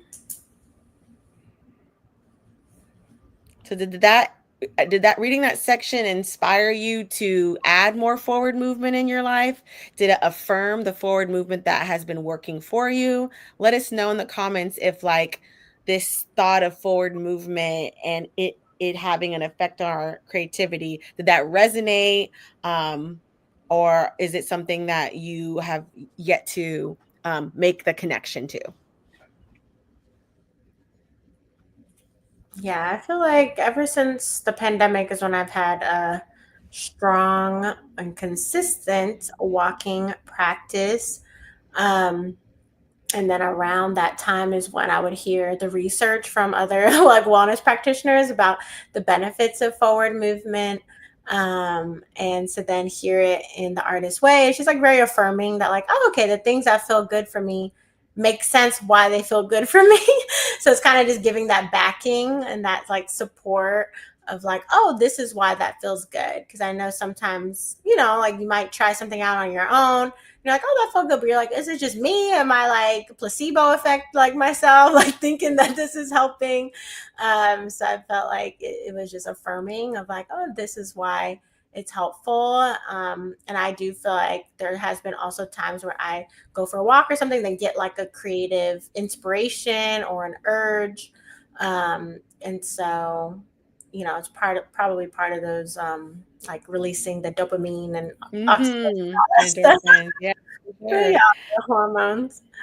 Yes. I mean, there's receipts, okay? Hmm. Shall we talk about building your artist altar? Yeah. So the last section this week, or let's see. Okay. Jesse shares, it resonated deeply. It really helps me slow down. Noticing the little details like a bird chirping really does tune me into my writing practices. Mm. Yes. Yeah. I feel very similar. Um, and then also I feel like for me, yeah, like when I'm outside, and then it just for me, I get like a perspective shift or like even this Mm. like insights and downloads too. Because sometimes I'll be like, let's say I feel stuck. I'm like, oh, I feel stuck. Like I feel like this thing isn't going the way I want or whatever. And then I'll see like a creek flowing, and it's just like, oh, nature is reminding me that like when you feel stuck, there's like always movement. Or, like I feel like when I Mhm. do my forward movement practices, Symbolism that nature offers you. I get those symbolisms and those little messages that then become like very like connecting the dots. So I appreciate that too. Of like, again, maybe the journaling in the pages, sometimes it can bring those downloads too. But I think, sometimes having this external input of like Jesse shared, like birds chirping or something can help also ignite some of those downloads. Mm-hmm. But yes, so the last section is building your artist's altar, which we love so much because we always talk Yes, altars. we Um, do. and again, I just love that she is reminding us and encouraging us to build and create these practices for ourselves that we can use beyond just the book. And she talks about like what is an altar, or she doesn't get into the nitty gritty, but like why we would want an altar as artists. Yeah, she talks about how um uh be, um she goes becoming spiritually centered through creative rituals of our own. Um it's a way for us to stay like creativity and to continue to heal and recover our creative selves. And then she suggests a spiritual room or even a spiritual corner is a way to like give us a reminder. I think we've talked about like totems, right? Like, Mhm. and totems can be different things. It can be, I think earlier we had like pick an item, and now she's saying corner or a room. So it's interesting how she like added, like she's expanding this space of honoring our creativity. Yeah, and then she shares an artist altar should be a sensory experience, which I definitely agree with. And she talked about having like incense, having rocks, having things that are, colorful and vibrant. And the angle that y'all see me in, it's more plain in my apartment, but in the Pisces Dream Space, which is the name for my apartment and my home, yeah, I feel like everything essentially is kind of an altar because everything is like an ode to me, my past self, or like my highest self, things that I'm honoring, things that mean a lot to me, things that inspire me. And I think that's what she's trying to encourage folks to do is like find the things that inspire you and put that around you, right? So like maybe you don't have to go outside. Maybe you could just look around, and then there's something that you have around you that's going to kind of give you that spark or give you that motivation or that encouragement. That's why we like affirmation cards a lot. And Julia talks about affirmations a lot in the book. But again, like you can have your own little personal cheerleader with an affirmation that either you wrote yourself or you pulled from a deck, and things like that, right? So like you don't have to rely on other people. Maybe your nurturing community is not available all the time, Mhm. when you wake up at 3 a.m. and have the sensor talking to you, but you can look to your right and you see a little affirmation card or a picture of someone or something that really grounds you. So I do support having an altar Mhm. of some sort. Yes, and I love this part about small rituals, self-devised, are good for the soul. Self-devised. Mhm. That's the part, y'all, I really I was kind of talking about earlier, like my spiritual practice is self-devised, Mm. Meaning like it's devised from my environment, my culture, my Mhm. values, and it's like a thumbprint.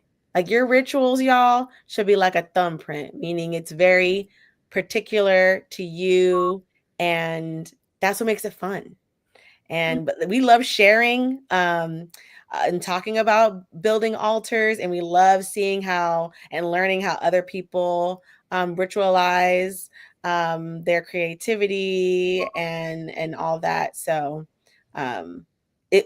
I was pleased to have this a part of like the recovering a sense of autonomy, Mhm. right?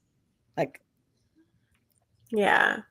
And then at the end, the last paragraph for the task, she says, your artist altar to the creator should be fun to look at, even silly. Remember how much little kids like gaudy stuff. Your artist is a little kid.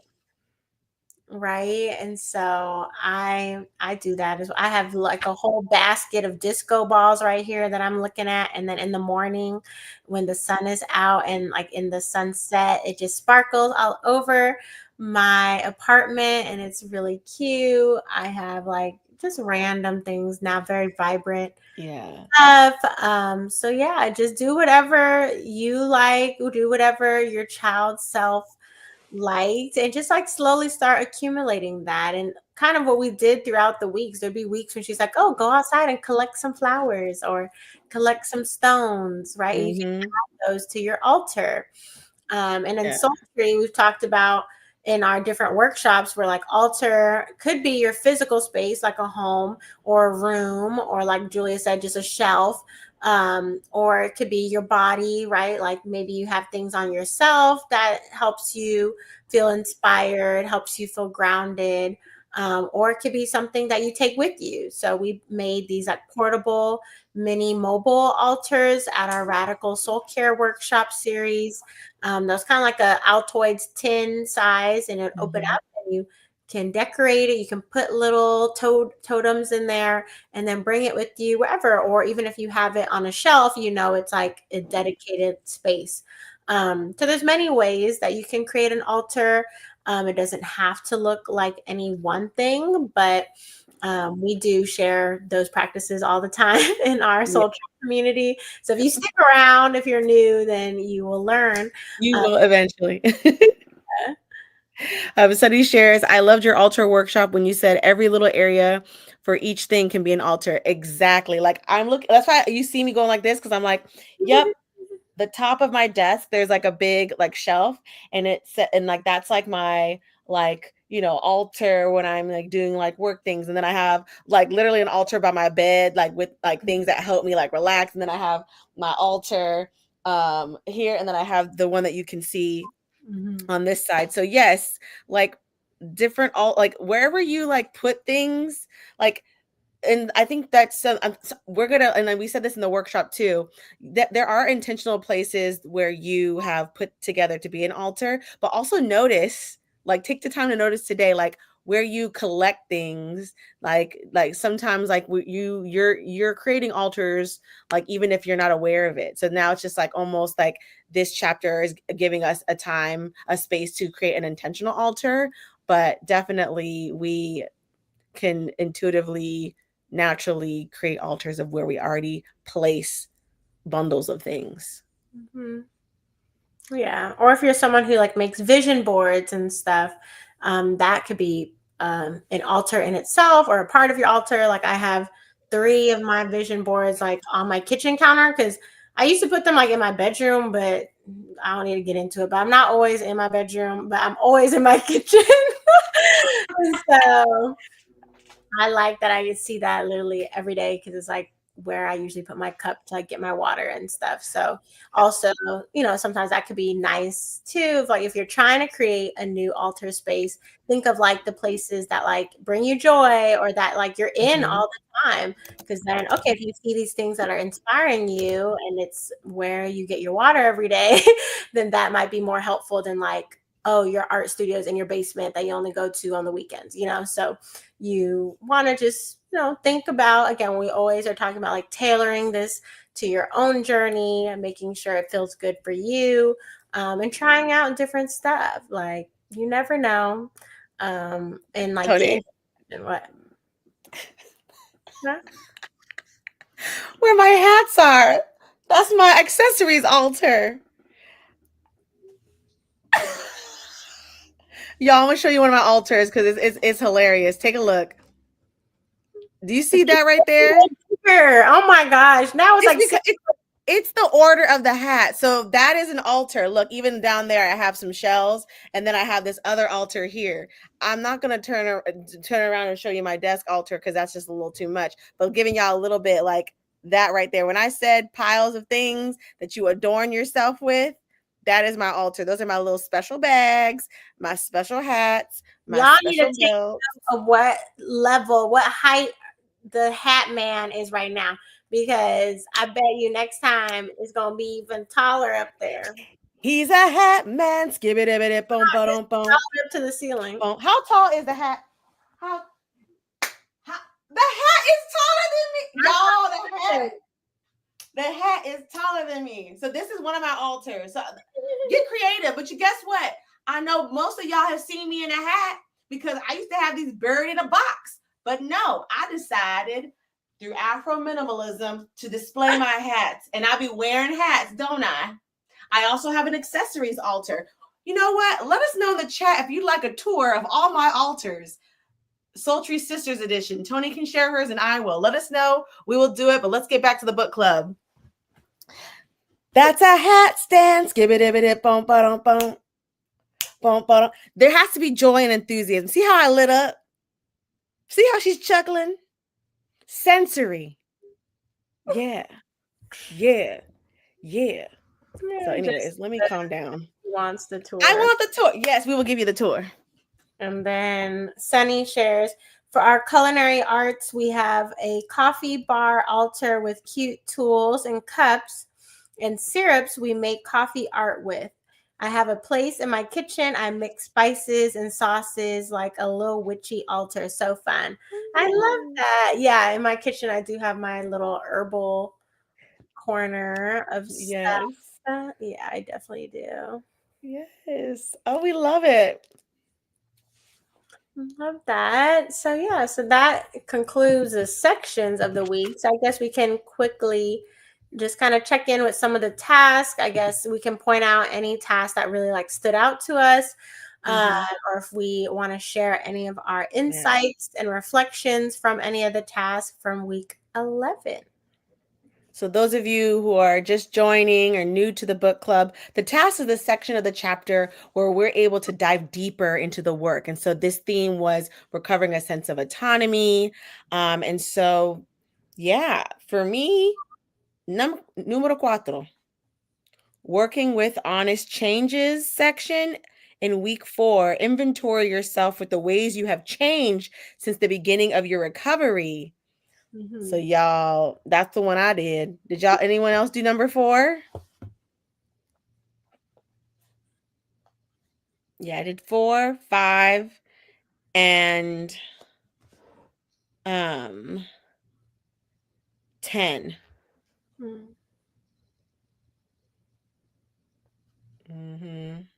I did 5, 6, 7. I wanted to do 3. Well, I started 3, but I didn't finish 3. Yeah, I really want to do 3. 3 is what I really want to do. 3 is to get yourself a notebook.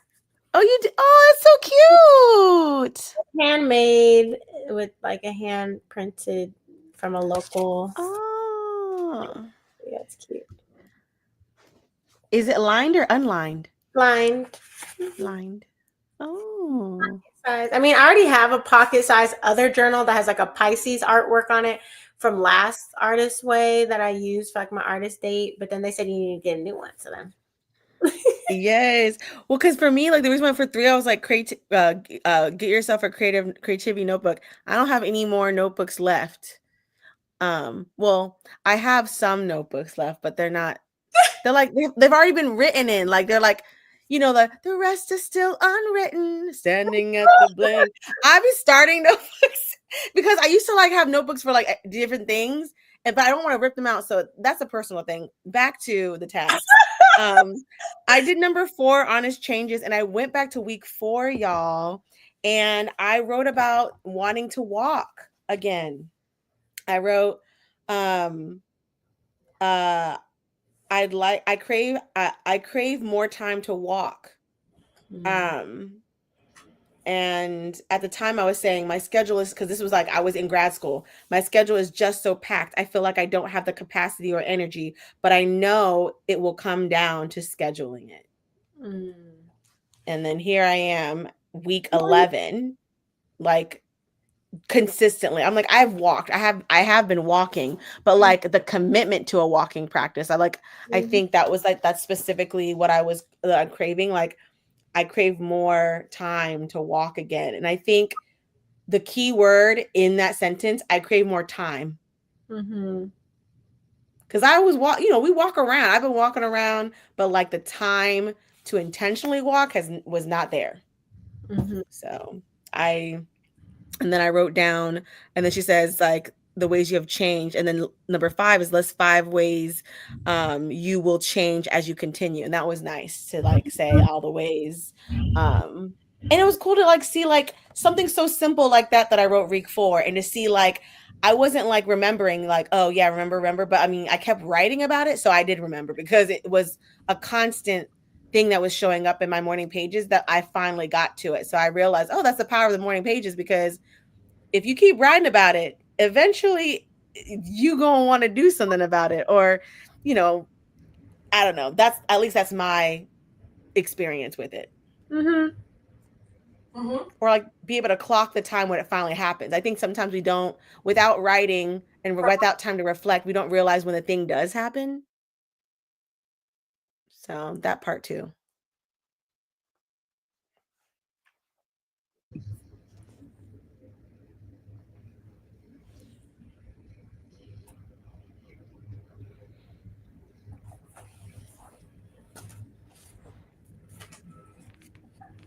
Yeah, I liked also number 6, which was list 5 ways you plan to nurture yourself in the next 6 months. So courses, vacations, supplies, artist dates.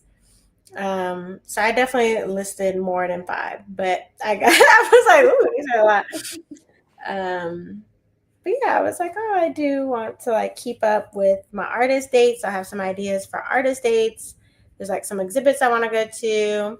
I'm going to an Aaliyah Janelle Heels class, y'all, at the end of June. She's coming to DC. I'm a little nervous, but I'm happy because I manifested this, because like 2 months ago or something, I was watching her live on TikTok teach a class. And I was like, oh, I just really want to take a class from her. I was like, oh, maybe next time I'm in LA. Guess what? She's coming to me. So I was like, I have to. So I signed up today. So that's happening. That's why sometimes too, you just got to sign up. Tell that person, hey, we're meeting up at this time, because once you set the plan, then it's real hard to run it back. So that's happening. So that was one of the things I'm going to do. I want to take a sewing class, because now that Sultry Mama got me my sewing machine. I always want to take a trip to like a beachy place, so we'll see what that is. Oh, and then I've been saying this since I got my new job, but I've been wanting the over-the-ear headphones so I can have like noise canceling and stuff at work. And I was like, oh, I do kind of want to, because she was like supplies, and I was like, oh, I do kind of want that, because I feel like that could also help me focus and stuff, because sometimes I do feel like a creative urge, or like an urge to like go to a cafe or the library or something to work, and like it could be working on my creative stuff, but then sometimes the like noise like distracts me. So I was like, oh, that could be something I buy for myself. Finally, I've been telling myself since January I wanted that. So yeah, I was like, oh. And then keeping up with my pole classes, of course. Yeah. I didn't do this one, but as I like think about like what I want to do in the next um 6 months, I mean when it says I mean, is it a vacation just for me? I mean, it is to visit you. Oh yeah. That is just for me. Mhm. When I say just for me, it's not like work related because I think you mentioned that too about like, every time you come here to California, I mean, it's a blessing. It's always been for Sultry, but like, has it been just for you? And so I kind of thought about you for that, like when it comes to like vacationing. And I was like, oh, visiting you, like when it says just for you, I interpret it as like, oh, a personal vacation, not necessarily linked to some like external like schedule. Yeah. No, that makes sense. So very excited for that. Jessie shares she did 6 as well. I thought it'd be hard, but I got really into it. Right? Yeah. At first, I was like, okay, 5, and then I wrote so many more than 5. Which, again, I think as we're coming to a close of the book and the journey, I think that kind of shows, at least in my experience, kind of like how far we have grown. Because I think in the first few weeks when she would have us list stuff, sometimes it would be hard, like, oh my God, like how many does she want? Like, and then now it's like, oh, I could list so many things. And I think what's interesting about this question because sometimes she'll hit us with, what do you like? What are 5 things you want to do to nurture yourself? Now do it today. Like she was like, no, in the next 6 months. So there's something about having the space of 6 months that I think really added to like the freedom to choose all these different things of the plan. Because I definitely felt that way like in other weeks. I'm like, okay, when I answer this, if I really want to make it happen, like it kind of scaled it down to like more simple. But I'm curious for like you and Jesse who did it, like you don't have to share the whole list, but like did they feel like expansive? Yeah, I would say that it did feel expansive. It also felt like, because then when she says the next 6 months, because right now we're in June, I know you can read it at any point. Last time we read it, we were not at halfway of the year. Mhm. But I think to reflect now, like, oh, what do I want for the next 6 months? And then, to just be like, oh, 6 months of the year has been passing. So kind of like, oh yeah, like what else would I really want for myself? Like she said, to nurture yourself this year. And I think also the way she phrases it, like 5 ways you plan to nurture yourself. Because I think sometimes, not in this book, but sometimes when we think of goals, it's just like, oh, what do you want to do? It's like an action, or what do you like, what success metrics, or but I like that it's like nurturing. So again, it could be anything. It could be smaller things, it could be bigger things. So I feel like I had a mix of small things that are like very much so feasible and manageable. Some things that are already like on the way to happening, right? Like I already signed up for the Leah Janelle class, and then there's some stuff that's like, okay, I put it, and then I will have to make more action or put more attention into it for that to come into fruition. So I appreciated having that. And she give you like examples like courses, supplies, art, Mhm. vacations. 'Cause I think sometimes if you just say nurture yourself, then maybe that could be challenging for folks to understand, like a spectrum of stuff they could do. I also say this a lot, which I would like to be more consistent, but I like to take baths. And every time I take a bath, I'm like, I should do this more often. And then I don't. So I should add that to my list of like, take frequent baths, because why wouldn't I not? Exactly. Why wouldn't I? I know sometimes I'll call you like, what you do? I just had a bath. Mm-hmm. I think I gave myself enough time with it that I got more and more expansive, and unexpected things came out.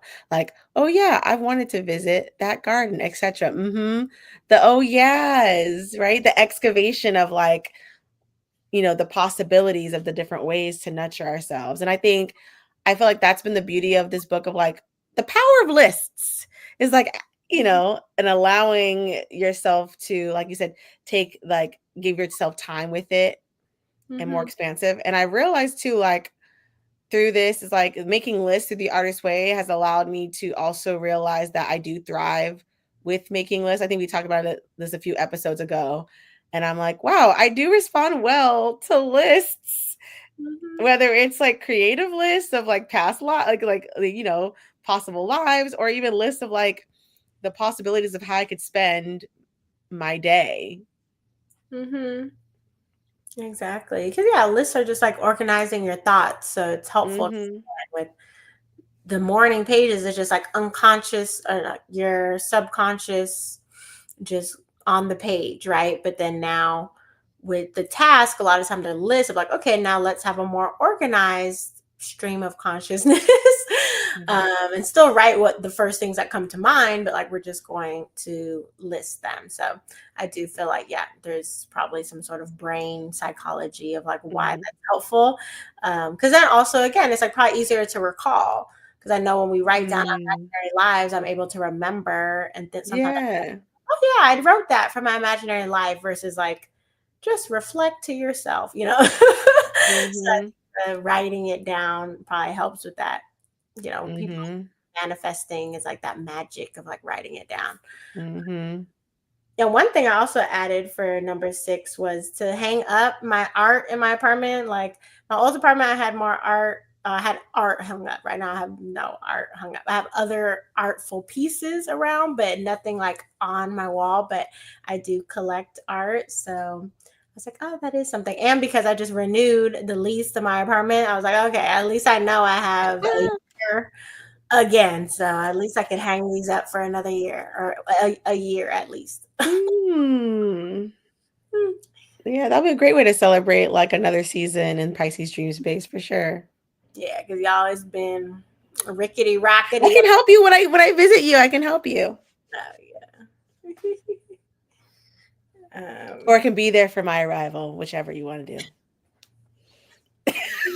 Yeah. Yeah. So, any other tasks that people want to talk about?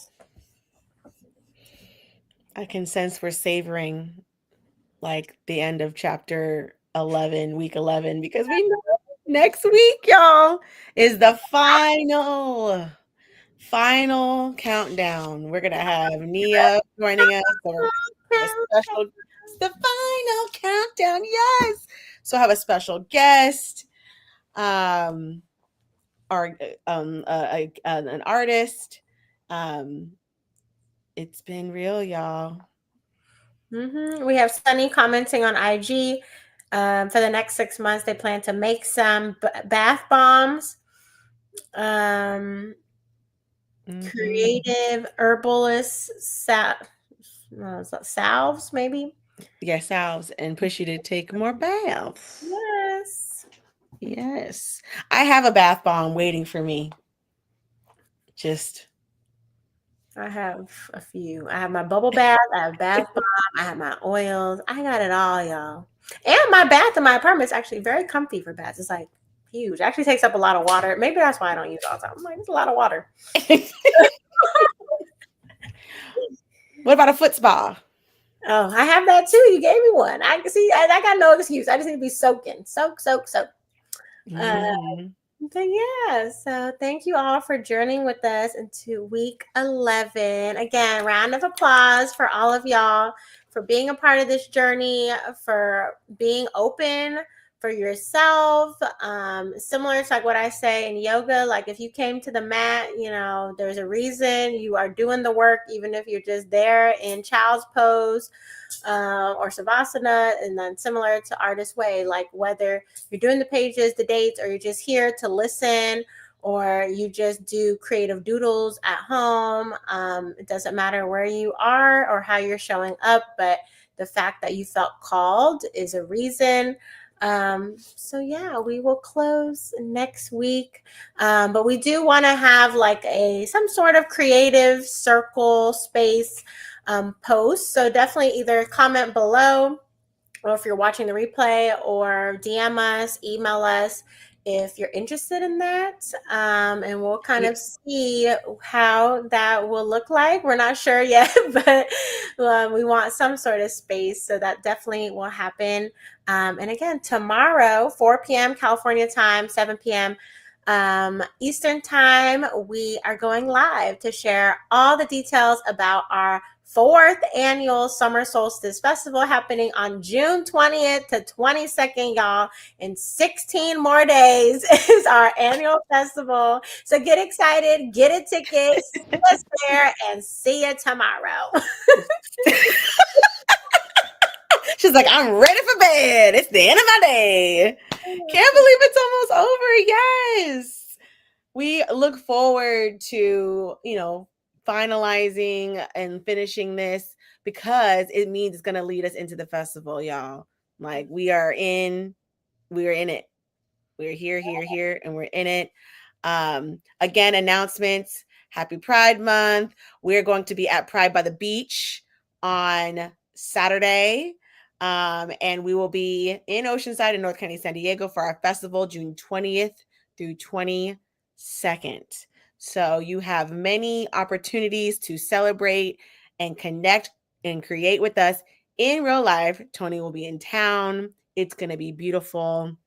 We're so excited. And speaking of forward movement, on Saturday, we will be soul grooving. We'll be going over some of our favorite social dances, and we'll be teaching the Soul Tree Strut, which is our Soul Tree line dance. So please, come and say hi to us at our booth. Come and move and shake with us and meet all the organizations that are present. Shout out to Sunny for being the director of entertainment. And shout out to Roxanne, who's also a part of making Pride by the Beach happen. Shout out to the North County San Diego LGBTQ Resource Center. This is a big event, but it really supports their ongoing program. So we are super excited to also support all the initiatives that are happening. So we encourage y'all to come out and support our community and learn ways you can get involved. Mm-hmm. Yeah. At our booth, we'll be doing a altar craft. So you'll be able to make an affirmation card or color in a card that has an image of a queer ancestor, or you can add your own image if you want to add to the community altar. If you have pictures of people in your family or people in the greater community who you want to honor on our altar during Pride by the Beach. So stop by our booth. And then also, if you stop by our booth, you can enter into a raffle or a giveaway to win a pass.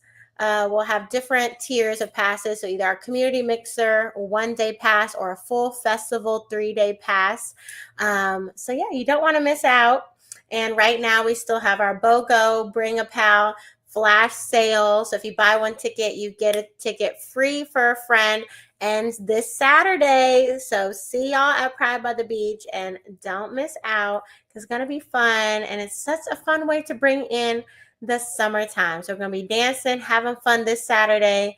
And then in 2 more weeks, y'all, we will be exploring and expanding on play as we celebrate the summer solstice. Yes. Speaking of play, Sunny wanted us to share that this event is Pride by the Beach is free and family friendly. Bring kids and the outfits. And Tony and I, we love an outfit. So thank you so much. We will see you this weekend or next week. Bye.